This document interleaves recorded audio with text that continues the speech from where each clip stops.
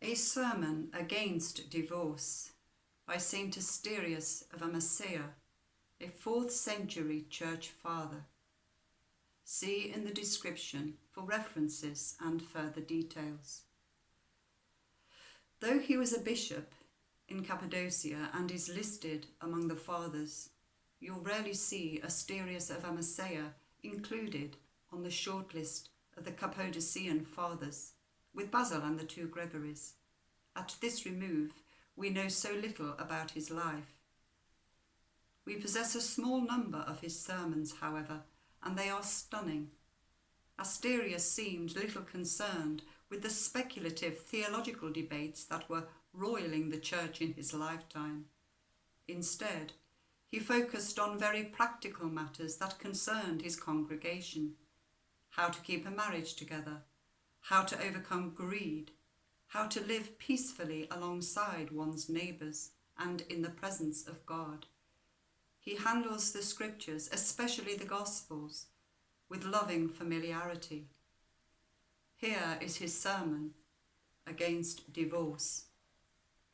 He preaches on Jesus' words to the Pharisees in Matthew's Gospel, chapter 19, verses 3 to 9. These things were spoken to the Pharisees, but hear them now, you who do such things as these, you who change your wives as readily as your garments, who build bridal chambers as often and as easily as you build booths for feasts, who marry money and deal in women, who, if provoked a little, immediately write a bill of divorce, you who leave many widows whilst you are yet alive. In marriage, O man, both soul and body are united, so that disposition is mingled with disposition, and flesh with flesh. How then are you going to sever the bond of marriage without suffering? How can you withdraw from this union easily and without pain, after taking your sister and wife not as a servant for a few days, but as a partner for life, a sister by reason of her formation and creation, for you were both made of the same element of earth and of the same substance, and wife because of the conjugal union, because of the law of marriage. What sort of a bond, then, are you about to break? For you are bound by both law and nature. And how will you set at naught the agreements which you made at marriage? What sort of compacts do you think I mean? Those made when the dowry had been agreed upon, when with your own hand you signed the roll and set your seal to the contract. These are strong indeed, and possess stability enough. But I refer back to the utterance of Adam.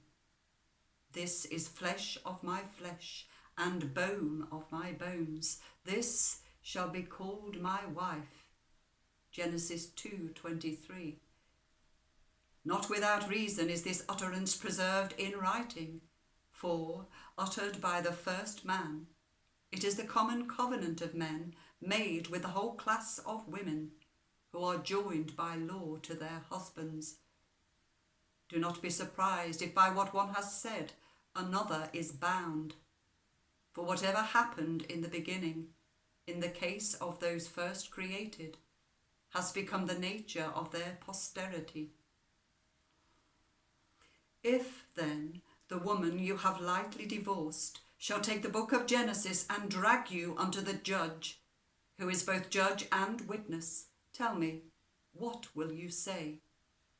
How will you repudiate your own utterance, which you made in the name of God, which Moses, the servant of God, recorded, instead of some cheap notary? God gave Adam a wife without father and without mother, and for this reason, as a guardian, he shielded the orphan.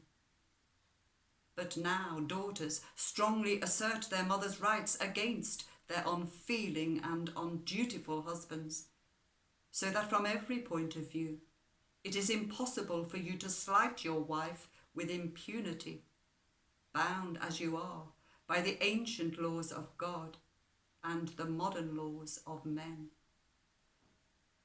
Let your wife's very helpfulness put you to shame, for she is a companion, a helper, a partner with whom to pass your life and to bring children into the world, an aid in sickness, a comfort in distress, the guardian of the hearth, the custodian of the household goods, having the same sorrows, the same joys, sharing with your wealth, if wealth be yours, or mitigating hard poverty, resourcefully and sturdily bearing up against its grievous consequences, and because of her marriage with you, enduring the toilsome rearing of children.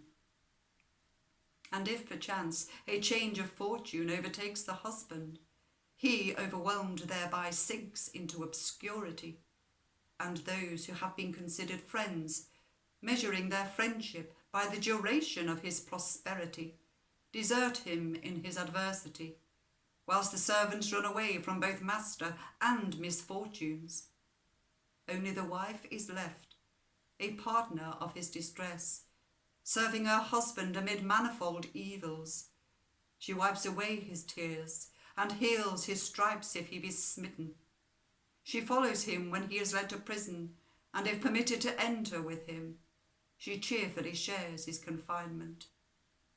But if even this be forbidden, she remains at the door of the prison like a dog devoted to his master.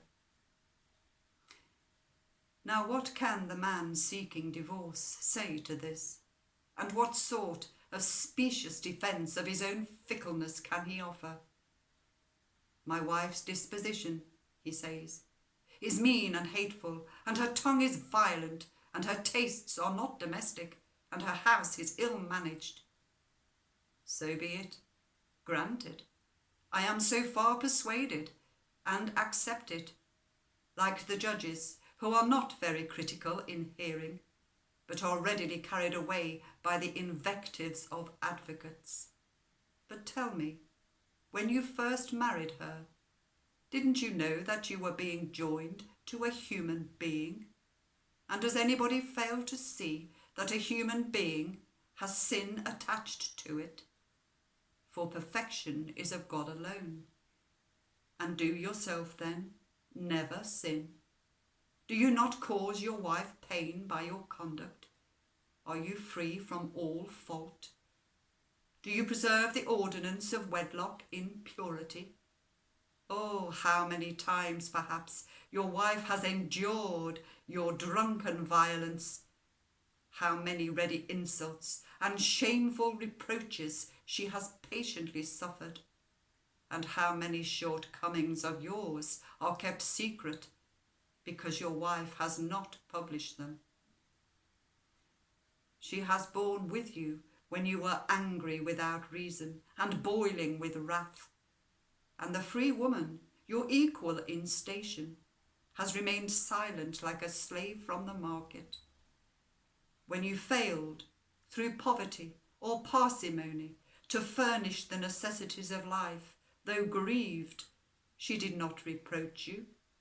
No, and furthermore, when you came home from a banquet, drunken and frenzied, she did not cast you off, hating you for your behaviour, but with kindly forgiveness she received you, and though you resisted, she led you by the hand and gently bathed your head, dizzied the fumes of the wine, and guided you to the marriage bed, alone feeling sympathy, whilst the domestics were laughing and mocking at their master's derangement. Yet you stalk about the neighbourhood, heartlessly accusing and misrepresenting your wife, that you may awaken sympathy for yourself and secure approval for your prospective divorce. Hard is the heart of such men, savage and cruel, sprung, as the proverb says, from oak or rock. For wiping out the memory of all past kindnesses, they unfeelingly seek divorce. But who chops off a diseased limb instead of healing it, and that too when no dangerous malady has attacked it, but when there is bright and certain prospect of restoration. A blister has arisen on the hand. Let us carefully attend to it. A boil has begun to annoy the foot. Let us reduce the swelling with liniment. But if we decline the attendance of physicians and busy ourselves with amputation and the knife in the case of each of the disordered parts, before we have lived long, we shall have pruned ourselves of all our limbs. But not so, sirs. Let there be some thought even of the limbs. Let the very services of your wives put you to shame. However much you are provoked, compare the pain of one childbirth with your grounds of complaint, and you will find your crowd of grievances outweighed. End of sermon.